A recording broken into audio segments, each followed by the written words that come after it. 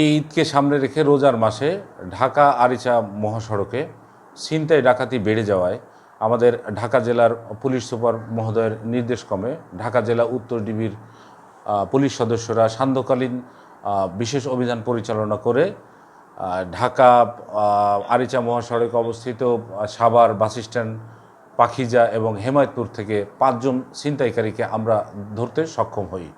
তারা ওতপেতে থেকে বিভিন্ন যাত্রীর কানের দুল, গলার চেন, মোবাইল এবং মানিব্যাগ অনেক সময় যাত্রীদেরকে তারা আহত করে ছিনতাই করে।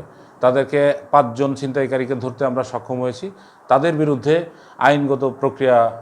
আইনগত ব্যবস্থা প্রক্রিয়াধীন।